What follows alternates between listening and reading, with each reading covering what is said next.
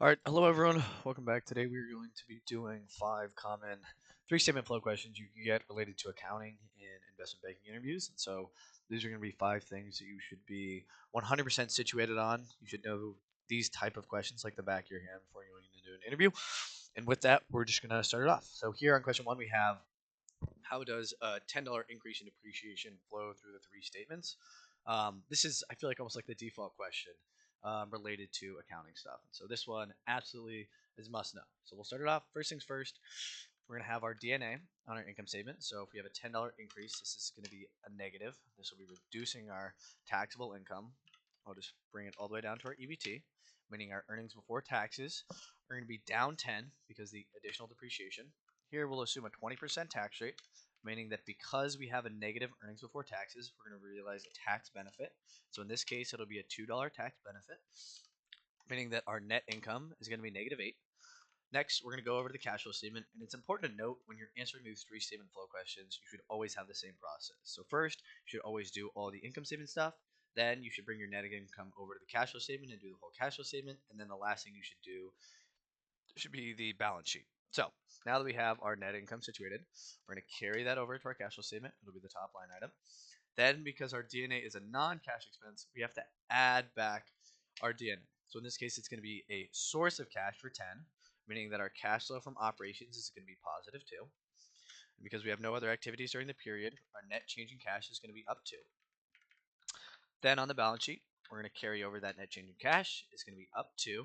Our property, plant, and equipment is going to be down equal to the amount that the depreciation was. So it's going to be -10 for our property, plant, and equipment because it's depreciated by 10 during the period, meaning that our total assets have changed by -8.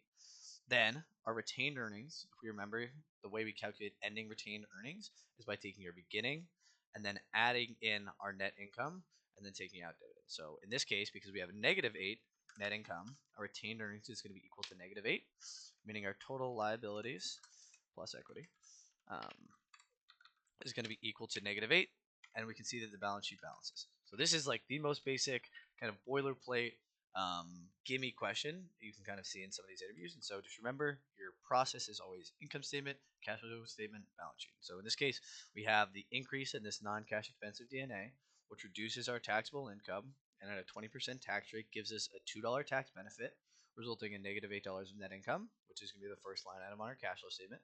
We'll have the -$8 in net income. We're going to add back that non-cash DNA expense of 10 to get us to a net change in cash of +2. On our balance sheet, our cash is going to be up 2 from that cash flow statement.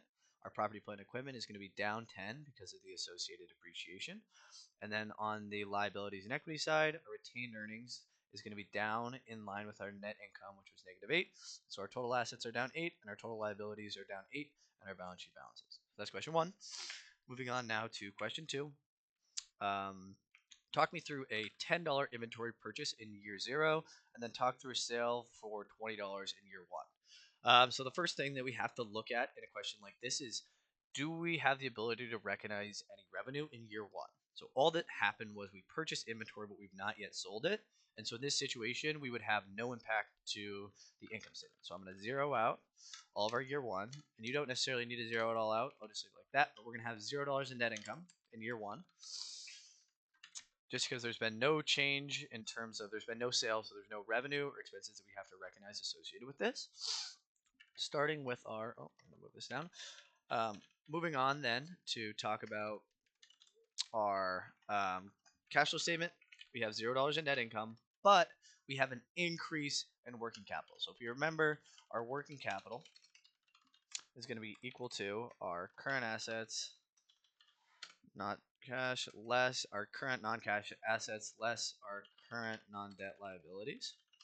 And so in this case, under current assets, just to give a quick refresher, we have things like AR, inventory, prepaid expenses. And for our current liabilities, some of the stuff that we would see here would be, can't get it right, would be AP, deferred revenue, and accrued liabilities. So that's just to give you a little bit of a sense of what we can see. So in this case, because we have an asset that's increasing, if we remember, an asset increasing is going to be a use of cash. So if we go out and we buy $10 of inventory, it doesn't say it's with cash, but here we'd assume that it's with cash. That's going to be a use of cash. And so in this case, what's happening is our current assets are increasing. And so because our current assets are increasing and we take out the change, it's going to be a $10 use of cash in year zero, meaning that our cash flow from operations are going to be negative 10 because of the purchase of that inventory. So our net change in cash is going to be equal to negative 10. Then on our balance sheet in year zero, we're going to start with this negative $10 as our cash balance, and our inventory balance is going to be equal to that $10 that we spent on it. So in total, our total assets are going to have change zero, which intuitively, if you think about it, makes sense. We've essentially exchanged one asset for another, and so our total asset balance will not change. We're going to assume that our retained earning balance remains at zero, and so our total liabilities are also going to be zero, and our balance sheet will balance. Okay, that is year one. And the key to remember is that there's no impact on the income statement because we haven't recognized any revenue and we haven't sold anything. Now, in year one, assuming that we sell our inventory for $20, that means we're going to record $20 in revenue. We also have to record the associated COGS. So in this case, remember our cost of goods sold is a cost directly associated with the production of something that's revenue generating. And so in this case, we're going to have $10 in our cost of goods sold because that was the cost of the inventory that we sold, meaning that our gross profit is going to be $10. For our purposes, we're going to assume no other operating expense, and that we're only looking at the sale of this inventory. So our earnings before taxes are going to be equal to 10, the difference between our revenue and our cost of goods sold. Here at a 20% tax rate, that means we're going to have $2 of taxes, resulting in a net income of $8. And again, same with our process. We're going to go straight over to our cash flow statement. First line item is going to be that net income. And here, we have to take into consideration the movement of inventory. So previously, we bought an asset. An asset was increasing because we bought, or a working capital asset was increasing because we bought inventory. But we've just sold it off. And so we're reducing that inventory. So before, we had $10 outflow of cash, but because we've sold it here, that's going to be a $10 inflow. So this will be a positive $10 that's coming over associated with a positive decrease in an asset. Because we're reducing an asset, that's going to be a source of cash, meaning that our cash is going to be 18 throughout the period. Our net change in cash and our cash flow from operations is going to be 18. Set that over to 18. For inventory, we're going to reduce it in line with what the inventory was, because we're assuming here that we sold off the entirety of our inventory. So in this case, we're going to have our $10 of inventory. We're going to reduce that down to zero, or we can look at the changes here.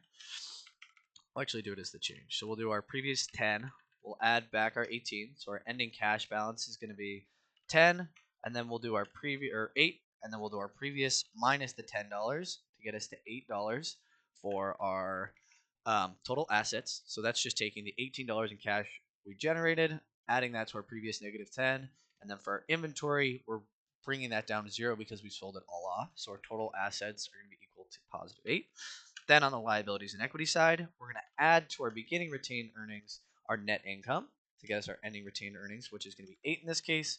And we can see that once again, it's the balance sheet balances. So the key here to remember is in year zero, when we buy our inventory, are we recognizing any revenue or expenses? We're not, because we haven't done anything with the inventory bought.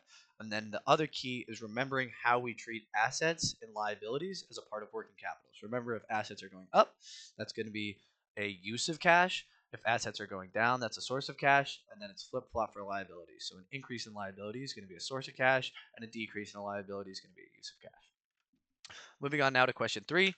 Let's say a company has $100 of debt with a 5% cash interest rate, a 5% PIK interest rate. Walk through this 3 statements. So the key to remember about PIK interest is that with traditional interest, the way it works is you have your debt balance, you have your rate, and you have your interest expense.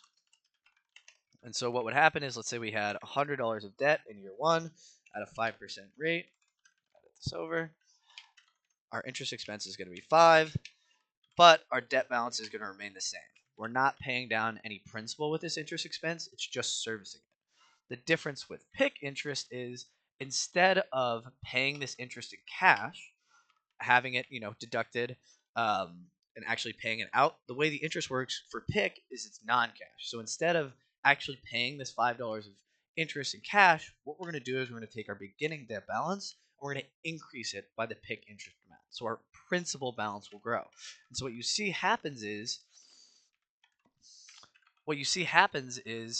your balance for debt is going to continually increase. So in this case, we're going to have 5.3. We'll roll this forward. Roll this forward. I'll make this 12 just so we can see.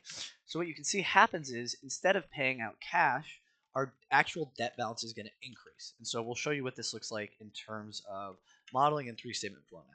So starting with our cash interest expense, this is going to be really basic. So it's just our 5% times the 100. So that'll be negative 5. Then for our PIK interest, exact same way we calculate it, the difficult part comes on the cash flow and balance sheet. So similarly, at a 5% rate, that means we'd have PIK interest of 5 as well. So our earnings before taxes is going to be negative 10. Here, we can assume, we'll just assume a 20% tax rate again. You could also do this without any tax implications. But here, we're going to assume a $2 tax benefit. And so our net income is going to be negative 8. Oh, the formatting's off on this again.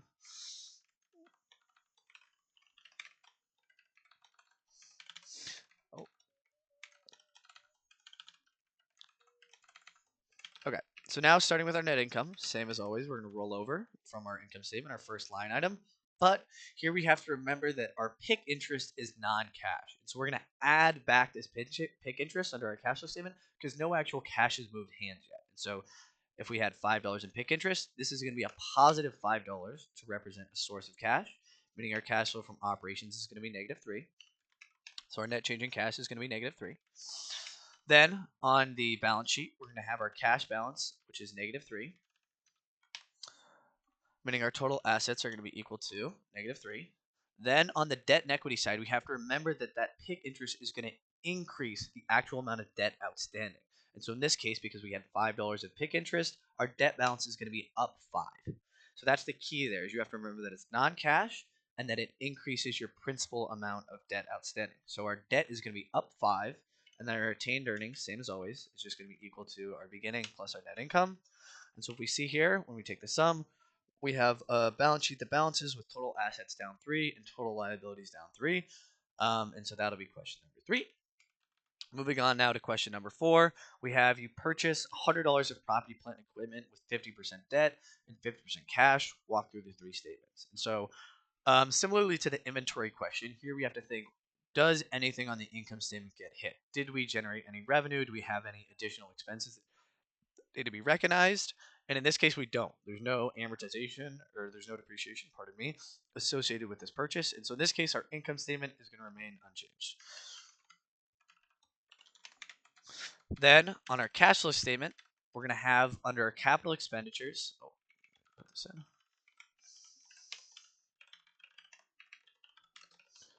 We're going to have no impact under our cash flow from operations. Nothing there has changed yet. But we do have a $100 purchase of property, plant, and equipment, also known as a capital expenditure. So in year 0, we're going to have $100 outflow associated with our cash flow from investing. I'm going to paste this over just so that way it's easier to say. Or I'm not. Don't know what's going on. Okay, there we go. So we have a $100 cash outflow associated with our capital expenditure. And remember that capital expenditures are going to increase our property, plant, and equipment balance. Okay, so keep that in mind once we get to the balance sheet. Looking now here, we're also going to have some cash flow from financing. So because it said that it's bought 50% with debt and 50% with cash, it's important to note that 50% of 100 is going to be 50, meaning we had a $50 debt issuance. And remember, when you're issuing debt, that's money coming in. So that's going to be a source of cash for the firm. So our cash flow from financing is going to be 50. And then to get our net change in cash, just add the cash flow from operations, investing, and financing, meaning we have a negative $50 for our change in cash. Then when we come over to our balance sheet, starting with our cash, we're just going to link that directly. It's going to be a $50 outflow. And then we have to remember that we're having a $100 increase in our property, plant, and equipment associated with the capital expenditure. So our total assets are going to be equal to 50, which is just that cash outflow plus the increase in the property, plant, and equipment balance. And then we also have to remember that because we bought it half with debt, we have to increase our debt balance. So in this case, we're going to have $50 of debt that we've issued. When we take our total liabilities plus equity, it'll equal 50, and we have the balance sheet balancing. Okay, moving on to our 5th and final question. We're going to have our company with, or a company sells property, plant, and equipment with a book value of 50 for $100. Walk through the three statements. So when we talk about gain and losses, there's a couple of things that you have to keep in mind. First is is it a gain or is it a loss? So the way you look at this is, did we sell it for more than the book value? Oh. Did we sell it more than the book value? So if you sold something for 50 with a book value of 100, you take the difference. If you only got 50 and it was book value of 100, that'd be a loss.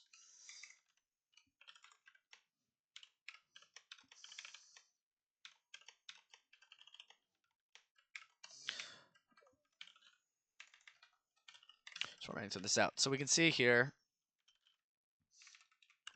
I'll put it in a different color just so we can see. So we can see here. This is our sale price, book value, gain slash loss. Put this in parentheses just so we know.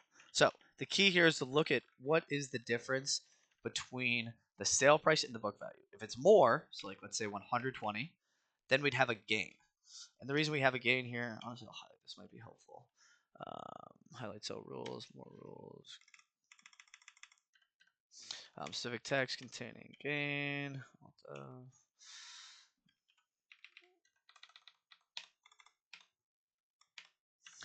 Um,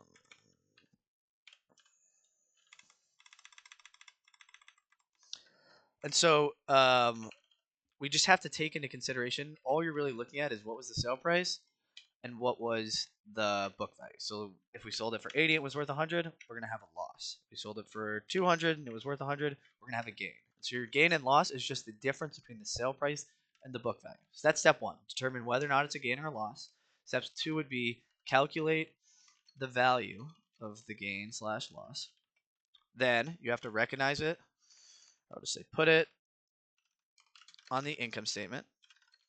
And so it's tough here because you run into some complexities associated with whether or not you're gaining or taking losses on assets or liabilities. So if we're taking a loss on an asset, that's going to be an outflow, right?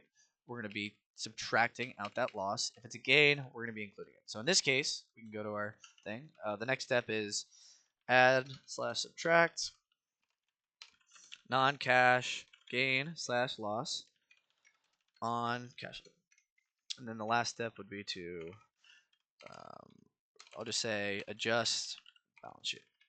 And so the key here that we have to look at is when we're recognizing a gain or a loss, is that what cash has actually moved hands? So if I sell something for $100, the actual money that I'm receiving is 100. So it's important to note that these gains and losses are non-cash. That's not the actual dollar amount of money that's moved. All it is reflecting the difference between the sale price and the book value. And so in this case, we're going to calculate our value of our gain loss. So we sold it for 100 and it was worth 50, meaning we're going to recognize a $50 gain here. So $50, so we'll put that in. We're going to have a $50 gain, meaning our earnings before taxes is going to be 50 at a 20% tax rate. At a 20% tax rate, that means we'd have, 0.2. That means we'd have 10 additional dollars, meaning our net income is going to be 40. So if we come over to our cash flow statement, formatting off on these. If we come over to our cash flow statement, that means our net income down here is going to be equal to the 40. And so here we're subtracting out the gain. Okay, we're subtracting out the gain, this non-cash gain that we've recognized, because we've realized like the benefit from it over here. But in reality, we're actually looking at the sale price is what we really care about in terms of where cash has moved hands. So we have to subtract out this gain because that's not reflective of the actual money that moved hands. And so in this case, our cash flow from operations is going to be negative 10. But once we get to the cash flow from investing section, we're going to be able to actually realize the dollar amount that moved. So we did the non-cash reconciliation associated with the difference between the sale price and the book value. And so there we're recognizing that $50 gain. But here on the cash flow statement, we get to reflect the actual $100 that came into the company. Because remember, if we go back up to the question, we sold it for $100.